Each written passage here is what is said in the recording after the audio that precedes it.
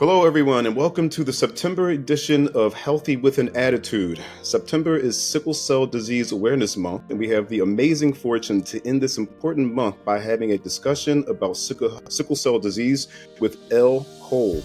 Elle was speaking at Digital Pharma East almost a year to the day ago in Philly in 2022, and I attended her session.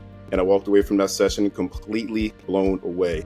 She's a parent advocate for sickle cell and not only educated all on a disease that predominantly affects Black people, but she put it into context through empathetic storytelling.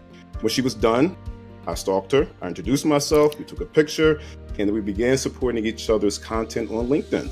You know, this is just wonderful to meet you, Elle, to hear your story, hear your advocacy.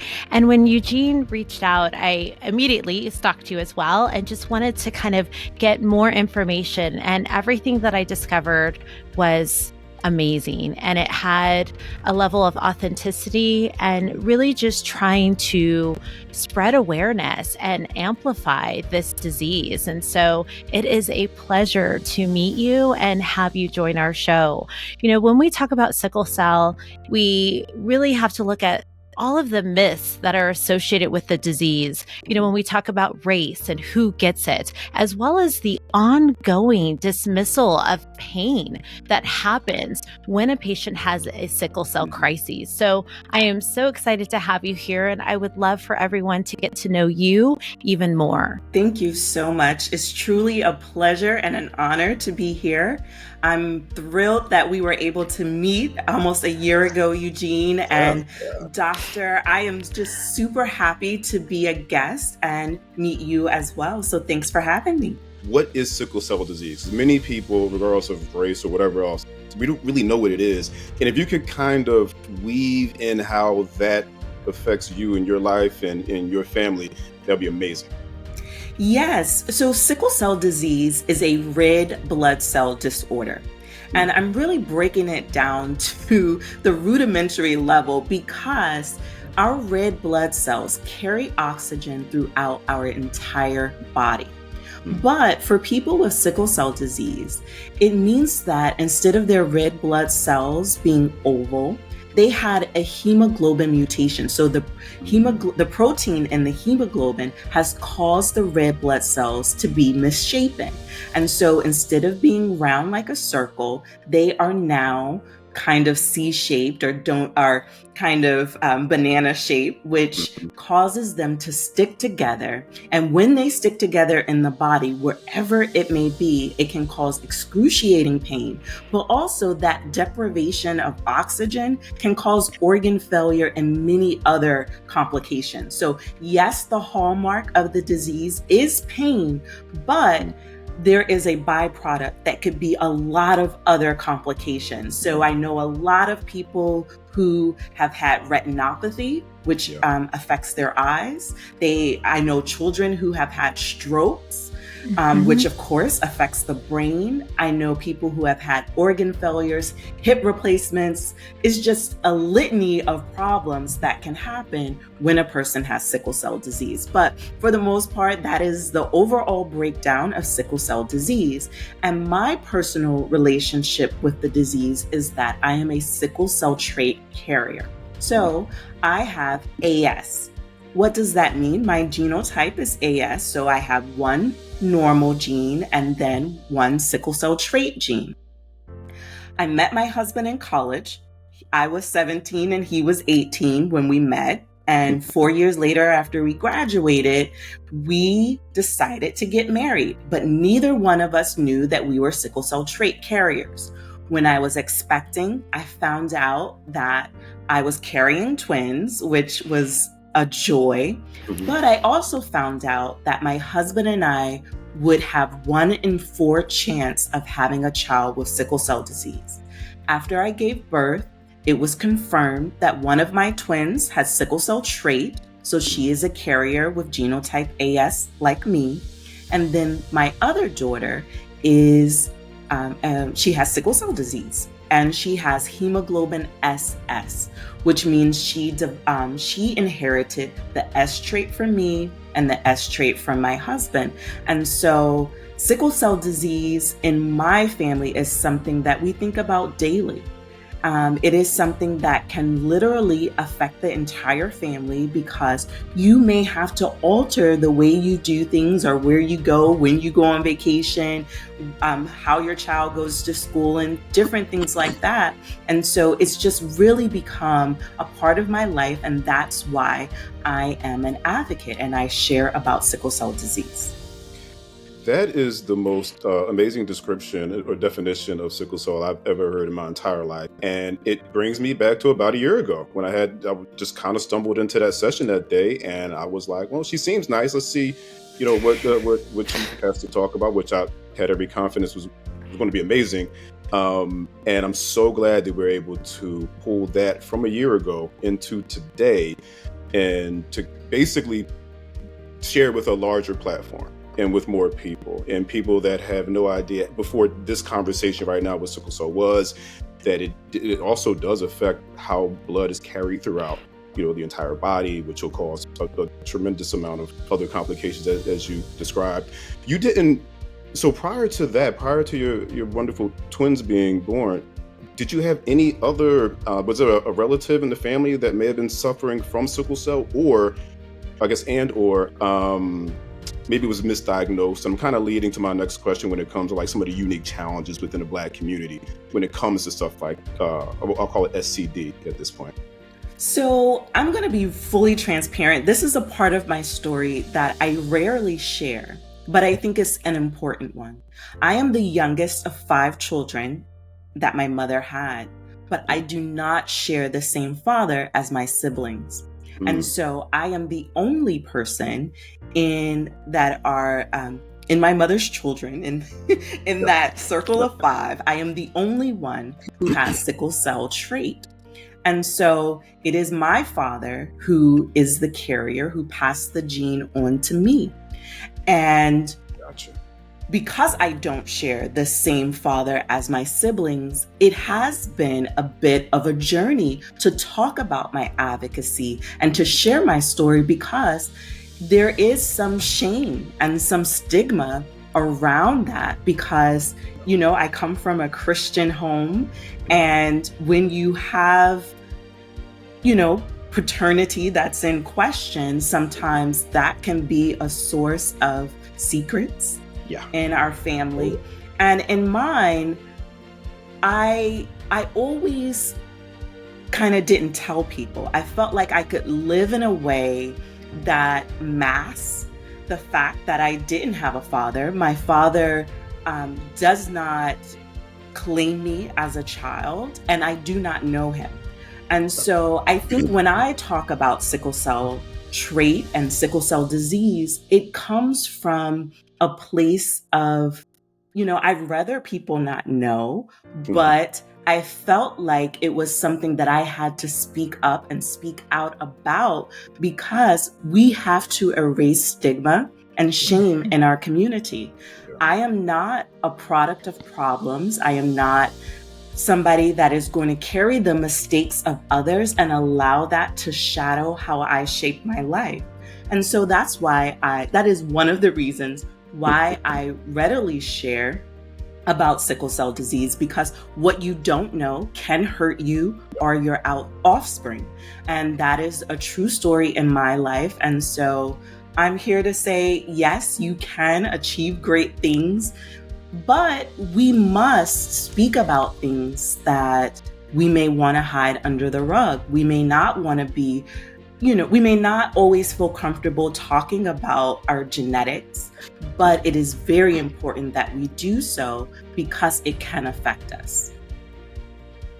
That is amazing. I really appreciate you sharing that part of your story. When your story, Elle, is so powerful, and also so it provides the ability for people to really think about disease, how we share information and the issues that are ongoing as far as challenging in our community. And to your point, the more we share what is happening with specific diseases within families, that is how we are able to move that needle and really provide not only access, literacy, but the ability to know sooner about specific diseases and unroof those stigmas and biases that are often associated with disease, which prevents us from actually being able to gain traction on numerous diseases. And the other piece that I love is the fact that, we often hear that sickle cell disease is a Black disease, and we forget the genetic pieces. And I think that also has been a piece of why we have a delay in diagnosis. And people are not aware, to your point, it's genetics. It's also geographical, where it's a protective piece. People are not aware sickle cell was a protective piece against malaria. And so it doesn't matter the color of your skin as far as getting sickle cell. You have to know that genetics is the piece in geography, but not the color of your skin. And Eugene and I have talked many times that it's a social construct. The color of my skin is not my genetic piece. So I appreciate you highlighting that story, sharing your personal piece, and really providing a way for people to look at this disease in a whole new perspective. Yes, and I just want to kind of unpack what you just shared. So when I think about sickle cell disease, it is a blood disease. So Yes. for us in our community, we say we are bonded by blood. And what that really means is there are people all over the world who can have sickle cell disease. It is not just Black people, although in the Black community, we have the largest numbers. But really, anywhere that malaria was associated, where people could get malaria, people had sickle cell trait to help be a protective mechanism. The mutation happened to really make it harder for people to get malaria. And so sickle cell disease is actually the most common genetic disorder globally. And so I share that because in America, yes, it predominantly affects Black people, but the second largest population of people with sickle cell disease are people who are East Indian. And that is something that we don't always talk about. And when someone with sickle cell trait connects with someone with different hemoglobinopathies like thalassemia, hemoglobin C, hemoglobin D, hemoglobin E, like there are different types of sickle cell disease. And so as we do more research, we really learn what that means. And it's much greater than what we thought. So in the past, people were like, oh, she has sickle cell anemia. We don't really call it sickle cell anemia anymore because we know there are so many different types of sickle cell disease. So that's why we now call it sickle cell disease. Yes.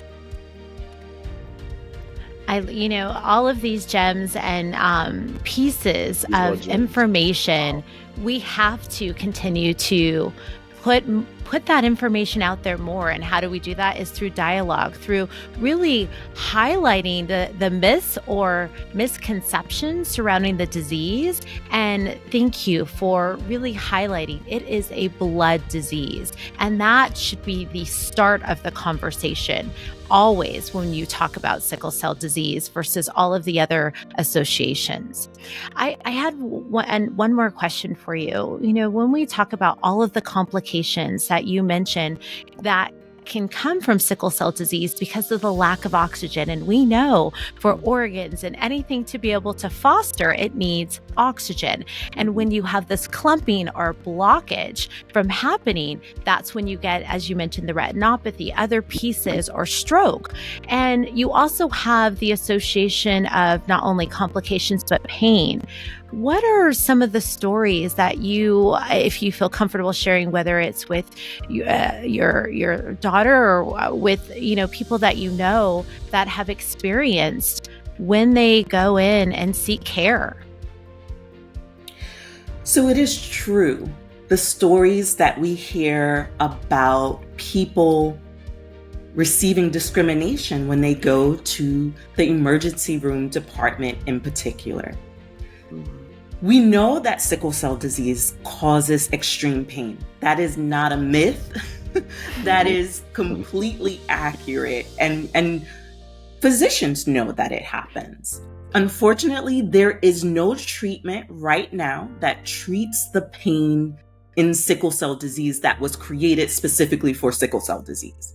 Yes, there are pain medications, and we know because of the opioid crisis that, there's a lot of different information surrounding them. And so in my community and in my advocacy journey, I have met many people from pediatric age into more than 80 years old. I just had the privilege and the opportunity of being able to interview several sickle cell warriors who are over 80 years old. And that is tremendous. And, I was in awe because many sickle cell patients do not get to live into their 80s. Many of them die prematurely, unfortunately. This is a truth that exists. Now, when we talk about the discrimination that exists, I am a certified sickle cell medical advocate. And that was very important for me to get that certification and take those classes because I felt like one day I would have to advocate for my daughter to receive good treatment. Now, we say this like good treatment. What are you talking about? Just to be seen and receive medication for her pain that doctors know is caused by the disease that she has. So here's the thing. Sickle cell disease was first recorded in the history books in the United States in 1910. And I just said, we don't have a treatment specifically for the pain, even though that is the hallmark of the disease. That in and of itself is a problem. Now, there are some pain medications that people are given, but these sickle cell patients often have to take pain medications for years because after a while, they are in constant pain forever, like always. And so it is very difficult for them to sometimes get the treatment that they need. So when they go to the ED, they may need more pain medication than the average person.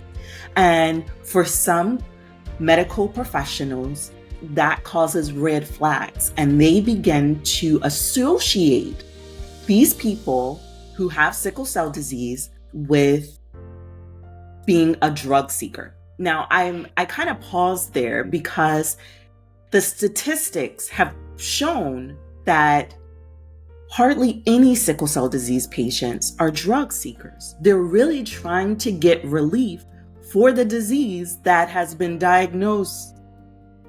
And so I think about my own experience as a mother of a child with sickle cell disease. I mentioned that I became a sickle cell medical advocate because I knew my child would face this at some point.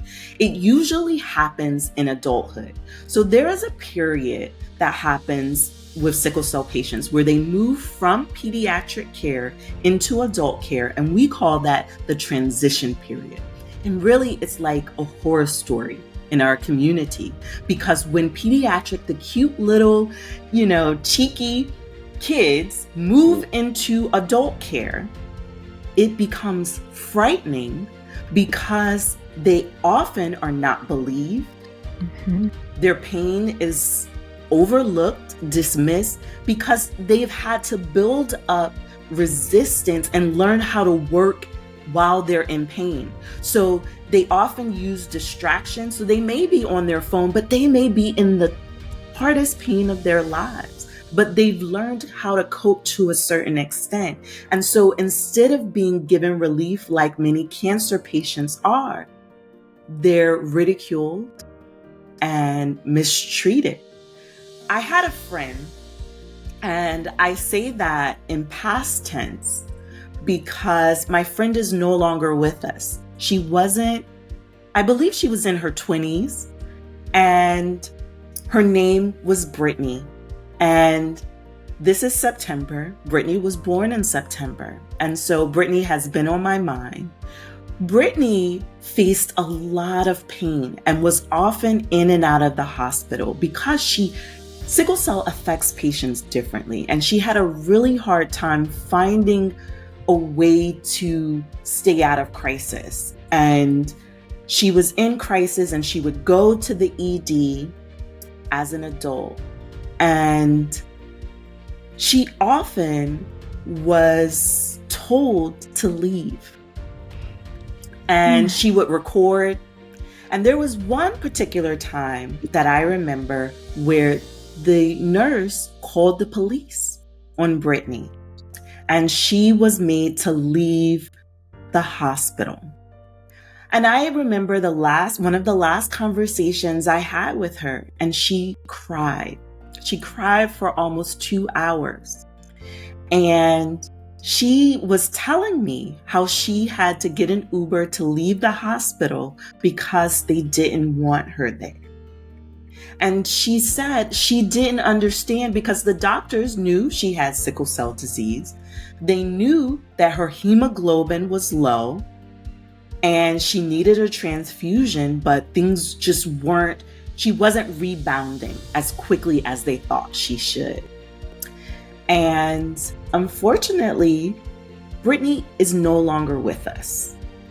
And when our community looks back at her story and the story of many others, there have been many friends and advocates that I've lost on this journey.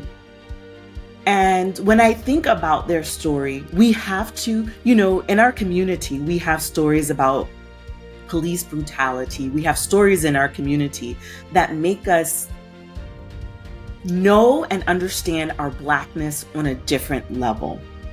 And when I think about the sickle cell disease patients that I've encountered, it calls that same sort of emotion calls it into place, where when I think of Sandra Bland and I say we have to say her name, there are loved ones in our sickle cell disease community that we have lost because they were not given the care that they needed to. So this was a long story, but it is one that parents who are caregivers of children with sickle cell disease, it stays in the back of our mind that it could happen to our child.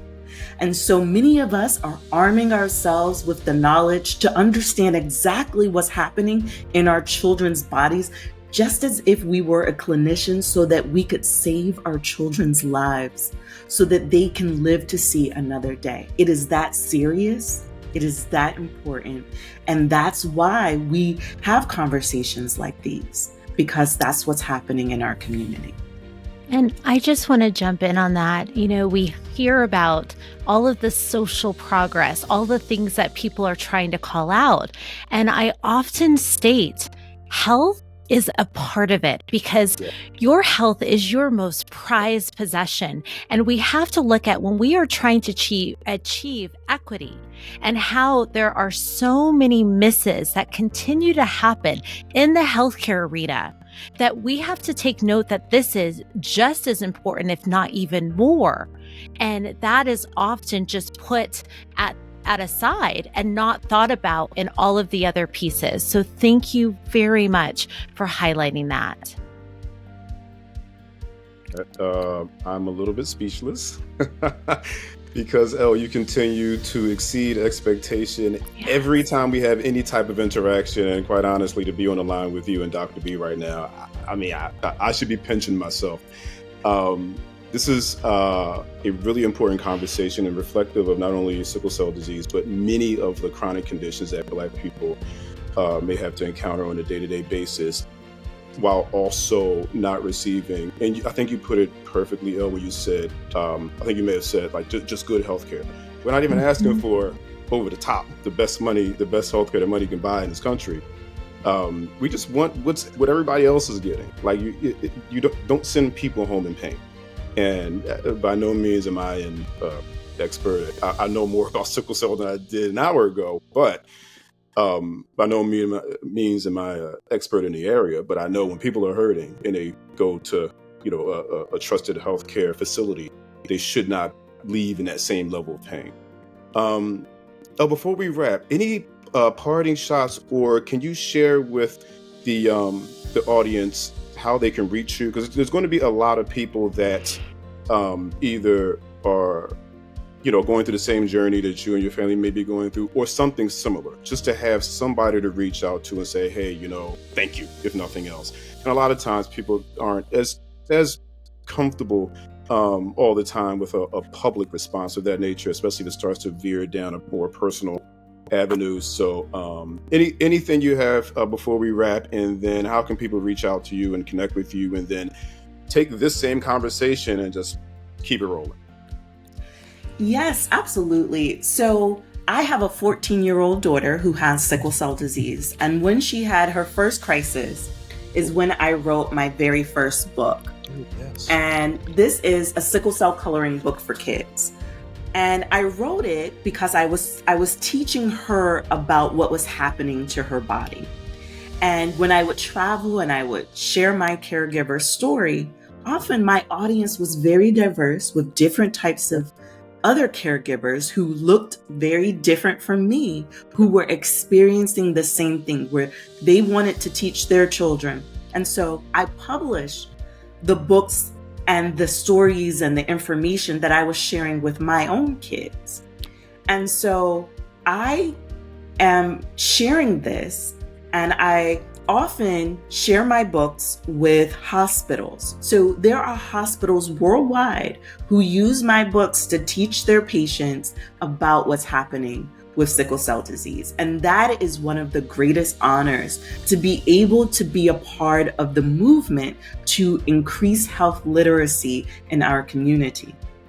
And so if you're interested in connecting with me, my website is cleverlychanging.com. So right now, you can't really see my shirt, but it says living cleverly, constantly changing. And what that means to me is that this journey of life that each of us are on, it's going to be different. You're going to have some rocky roads and some really different turns and changes, but you can be clever. You can change with it and allow it to change you in a way that benefits you, benefits your family, and benefits your community. And so that's what I hope to do with my books and my advocacy. And so one of the other books that I have that really I'm sharing about sickle cell disease. And so this activity book is a way that I've really put in the information about the myths, about the history of sickle cell disease, and how the complications manifest in the body. And I put it in a way so that even a child could understand it. So I've designed these books for parents to participate and do the activities with their children, because I feel like we learn together. And as a parent, as a caregiver, I've been learning with my children. And so I take the information that I learn and I try to teach them so that they can make informed decisions without shame, without stigma. And so that when they have to partner with their doctors, they can. They'll be able to understand what the doctors are saying and form questions that make sense, that benefit them, and really help them. So you can find me again at cleverlychanging.com. And I also have a book for parents, because as parents, we're not just thinking about the here and now. We have to think about life and what is to come. And so as a caregiver, I can't just think about the medications I have to give my daughter right now. I have to think about her health care as she gets older and her future. And so I'm sharing that to say that as parents, we are parents for life, not just for 18 years. And so the books that I write really help share that message with our community. So you can find me online I'm on Instagram and also Facebook at Cleverly Changing. I'm also on Twitter. There's no G on the end of Cleverly Changing. You can connect with me, reach out to me on any of those platforms. I'm on LinkedIn. My name is Elle Cole. Just look me up, follow me, and connect with me. If you have questions, if you want to get into advocacy, connect with me. If you're interested in my books, they are on my website, but you can also get them at on Amazon, as well as Barnes and Nobles, Walmart, and other places. Oh my God, your reach is amazing. Amazing. You're everywhere, and I love it. Her name is Elle Cole. Follow her, connect with her about apparently anything that you might want to talk about on Earth. Elle, we cannot. I mean, I could say thank you 1,000 times, and it would not be enough. We sincerely appreciate the time. You are a very busy person, so we do appreciate you carving out about an hour or so for us. Those that are listening and watching, leave comments. If you don't want to leave them, publicly, hit Elle up on the side. Myself and Dr. B are always available as well. Direct messages are always welcome. But in the spirit of public health, let's remember that public health is also human health. Enjoy the start of football season. Go Birds. And let's keep being healthy, keep being better, and just living better together. Thanks, guys. Thank you. Thank you.